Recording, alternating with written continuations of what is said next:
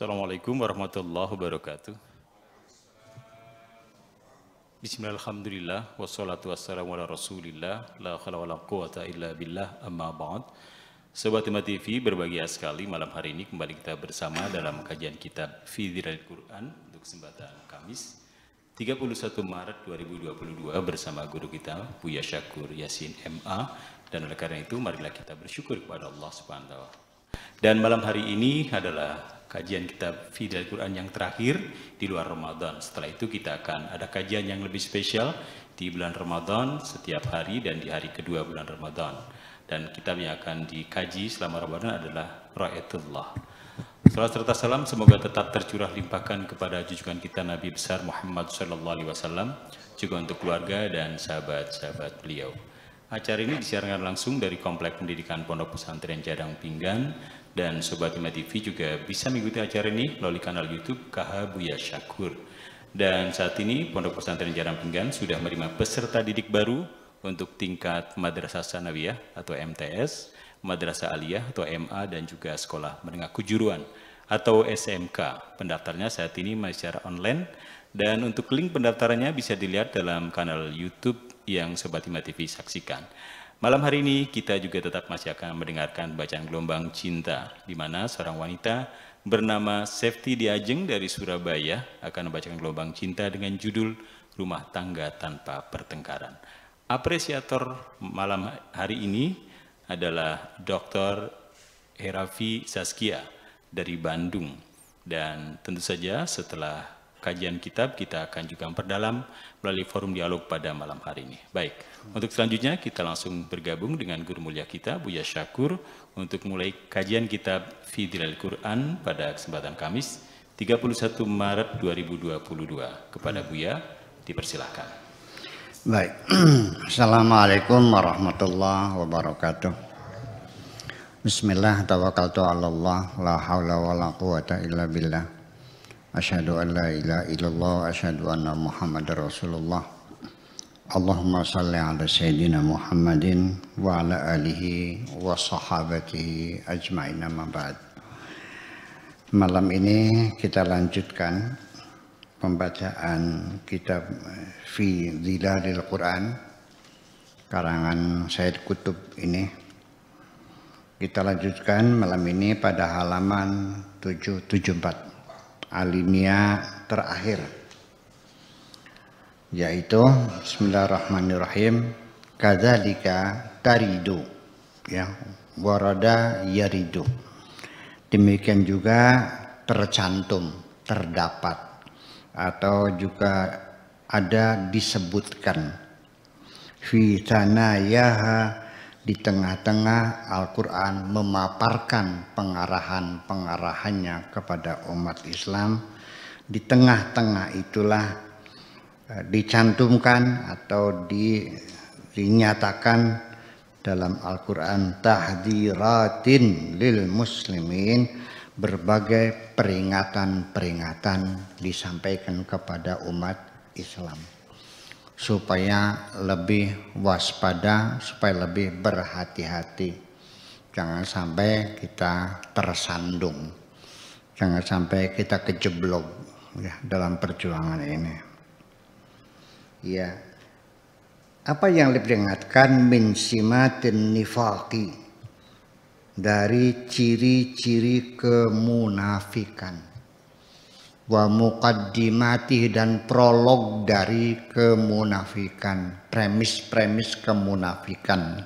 Itu semuanya diuraikan oleh Al-Quran supaya apa?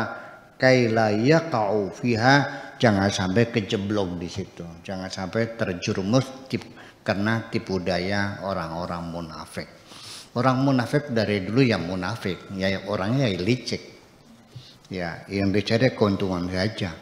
Orang munafik adalah orang yang tidak punya tujuan hidupnya, ya hanya kepentingan sementara, yang penting untung itu saja, ya tidak punya idealisme membela kebenaran, nggak ada, yang penting adalah egoisme mereka, ya cari keuntungan aja. Dan itu sampai sekarang orang munafik ya masih banyak. Wa akhaswa, dan sangat terutama sekali peringatan-peringatan yang disampaikan Al-Quran supaya berhati-hati, yaitu mualatul kafirin, yaitu mengangkat orang-orang kafir sebagai pemimpin-pemimpin mereka. Artinya di sini jangan mempercayakan sesuatu yang sangat penting sekali dalam kehidupan bermasyarakat. Saya kira bukan orang munafik saja, dan kita tidak perlu menceritakan munafik. Saya juga akan menasihati kamu dengan nasihat yang sama. Uangmu jangan kau percayakan kepada siapapun. Iya, ya paling tidak paling aman ya dititipkan di bank, didepositokan. Kalau dititipkan sama orang ya di kantong orang habis. Iya, ya kan begitu. Itu uang juga kita percayakan kepada orang yang harus kita yakini akan kejujurannya. Apalagi mempercayakan masa depan anak-anak kita. Itu. Ini pernah geger di negeri ini masalah aulia. Ya, aulia itu. Wabtigha'ul 'izzati 'indahum, dan karena ada keinginan dari kita untuk memberikan posisi mereka lebih tinggi, ya, sebagai orang terhormat. Wal quwwatu bihim, dan juga meminta kekuatan mereka. Ya, di Andalusia dulu, di Spanyol, itu raja-raja Islam yang berseteru dengan sesama raja Islam, itu minta bantuannya ke Perancis. Ya, untuk menghantam saudara-saudaranya itu, minta bantuannya ke negara Jerman dan sebagainya. Ya kenapa? Ya sampai sekarang perseteruan antar umat Islam itu ya salah satunya minta bantuan ke Amerika kok. Yang satu minta bantuannya kemana? Rusia. Ya sampai sekarang. Dan itu nggak bisa dibohongi. Memang seperti itu. Itu. Wa ta'minhum bi anal 'izzata lillahi jami'a. Ya, artinya dengan satu pesan khusus kepada umat Islam dari Al-Quran bahwa bi anal 'izzata lillahi jami'a. Jadi kemuliaan, ya, kekuatan semuanya ada di tangan Allah semuanya. Yang menentukan adalah Allah. Wa bi annallaha la yaj'ala lil kafirina 'alal mu'minina sabila, dan Allah tidak mungkin akan memberikan kesempatan jalan kepada orang-orang kafir untuk menciderai orang-orang yang beriman, mukminin. Adapun sekarang kenapa Anda bisa diciderai oleh mereka? Ya tinggal tanya lagi, Pak. Anda orang beriman bukan? Itu aja kok. Ini ada satu hal yang perlu ditegaskan kembali. Jadi menafsirkan firman Tuhan itu jangan pakai hawa nafsu dong. Pakai kejujuran aja lah. Sekarang negara mana yang memimpin dunia ini? Amerika. Allah mengatakan, innal arda yarithuha ibadiyas salihun. Bumi ini akan diatur oleh hamba-hambaku yang saleh. Dan dunia sekarang diatur oleh Amerika. Kesimpulannya apa? Nolak, nggak bisa. Enggak, orang Amerika nggak soleh. Jadi Allah salah pilih. Nggak jelas kan? Iya, karena selama ini Anda menganggap diri Anda adalah orang yang soleh. Selain Anda tidak soleh. Buktinya mana? Ya buktinya Anda dipimpin oleh mereka aja. Ya kenapa? Di situ persoalannya. Dan kita sudah sering bicara masalah kesolehan ini, sudah kehabisan dalil, saya sudah habis Al-Quran, sudah keluarin semua. Ya silakan dibuka lagi dari YouTube-nya aja dah itu ya. ya dengan alasan-alasan argumentasi, logika dan sebagainya bahwa kita tidak soleh, udah selesai gitu aja. Kalau kita soleh pasti kita akan dikasih peran oleh Allah kok. Artinya konsekuensinya kalau kita tidak soleh diberi peran sebagai pemimpin dunia, hancur nggak dunia? Hancur. Gitu. Jujur aja, ngaku salah aja lah. Iya, udah.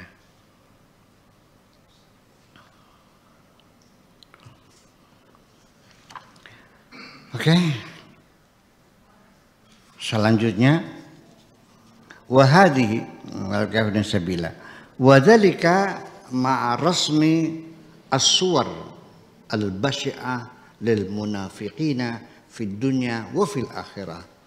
Di samping itu juga Al-Qur'an memberikan gambaran yang sangat buruk sekali terhadap orang-orang munafik baik dalam kehidupan di dunia maupun kehidupan di akhirat nanti.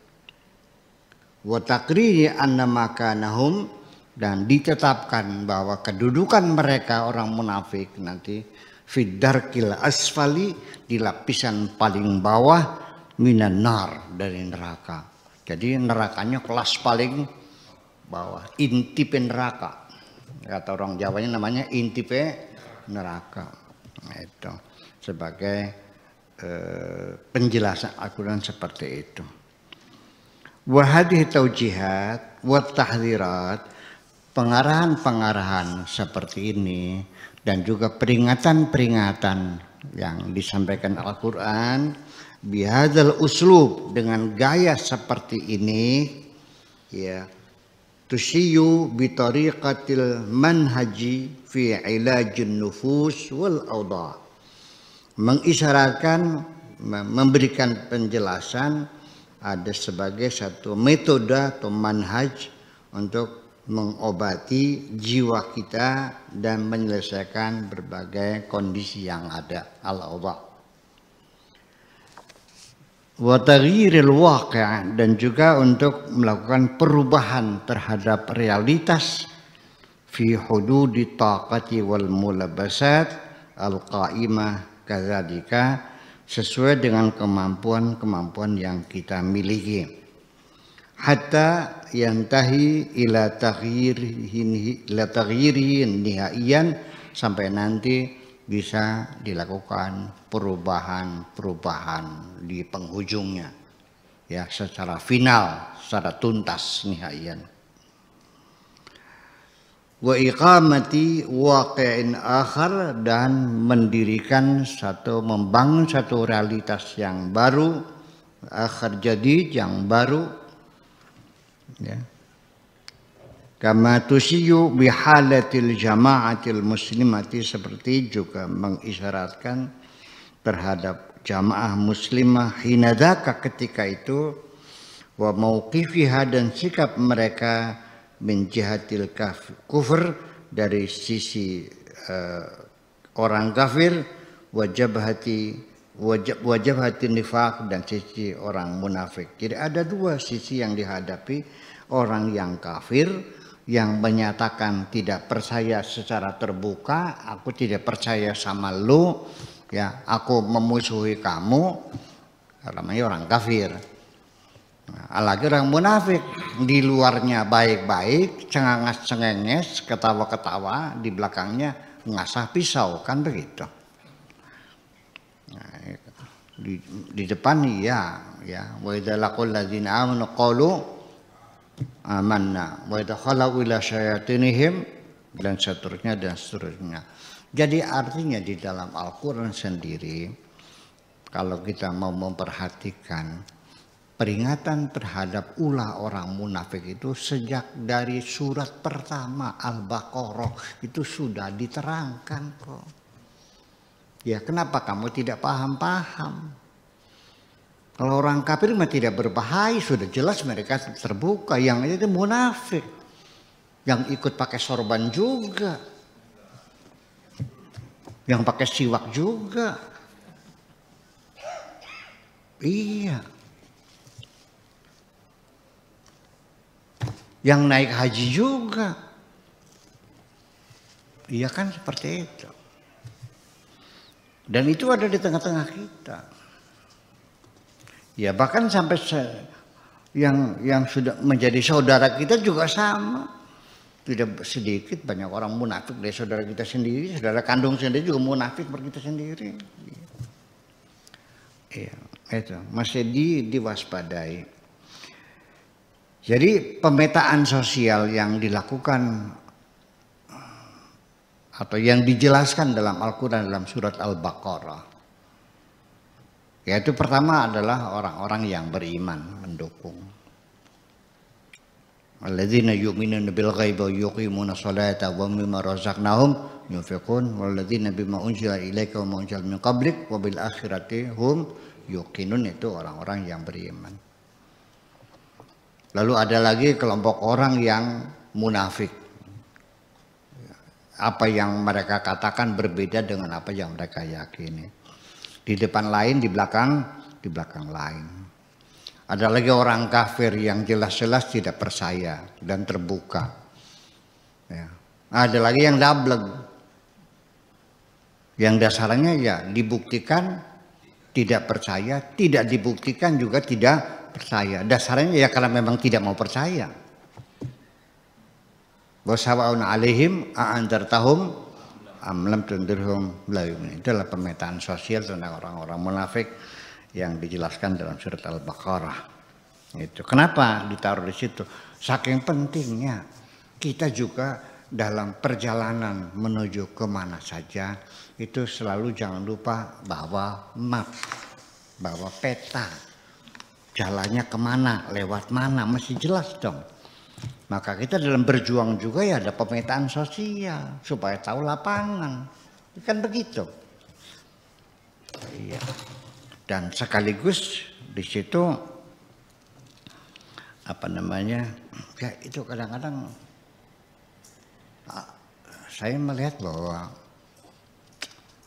orang menafsirkan Al-Quran terputus-putus ya, jadi tidak integrated tuh. Jadi nggak nyambung tuh, kemana lari gitu ngomongan tuh. Masa Allah ngomong nyambung petal-petal gitu artinya lepas-lepasnya. Ya enggak dong. Ya itu persoalannya.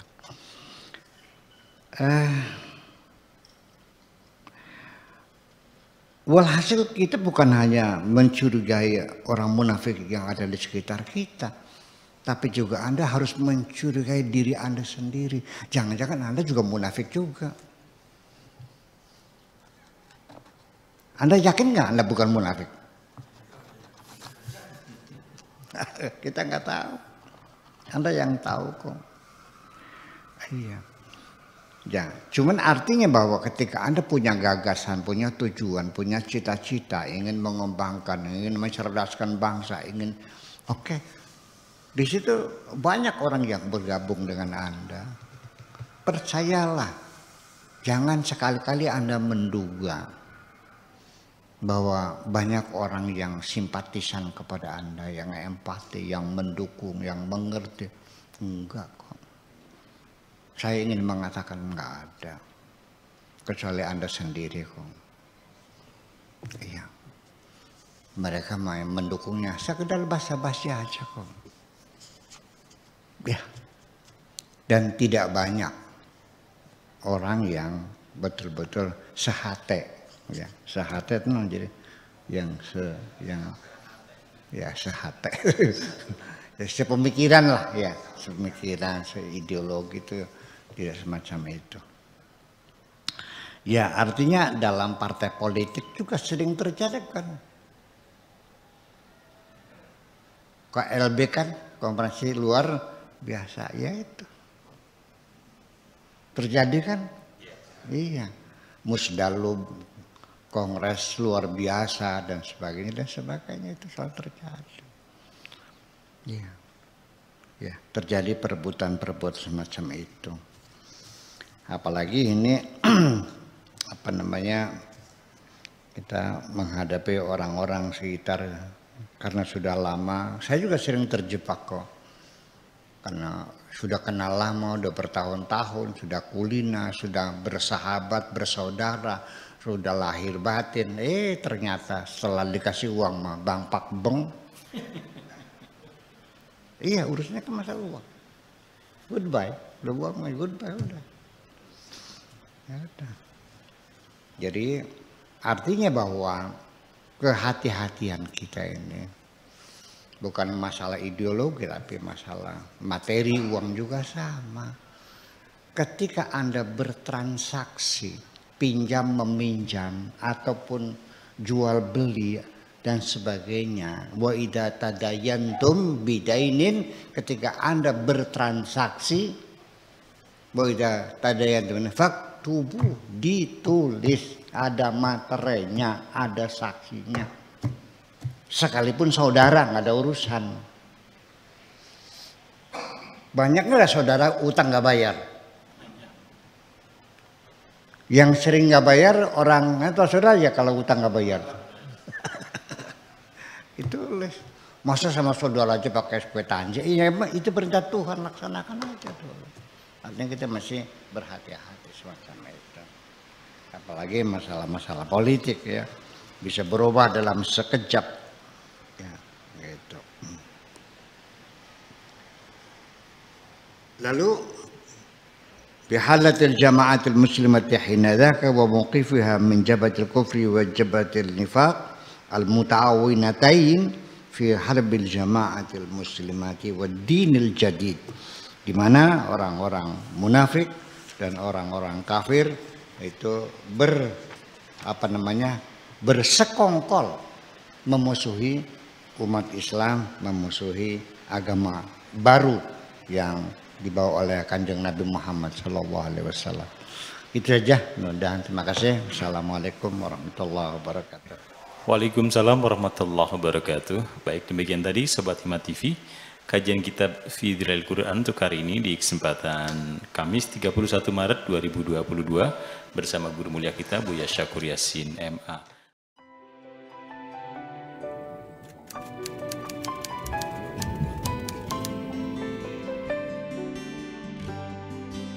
Aku hanya ingin berbagi kebahagiaan dan tidak menggurui siapapun. Terlalu sulit bagiku untuk menyalahkan siapapun. Akan tetapi apabila ada orang yang ingin mengisi raporku, tentu aku sangat gembira sekali. Dan kujamin aku tidak akan sakit hati sedikit.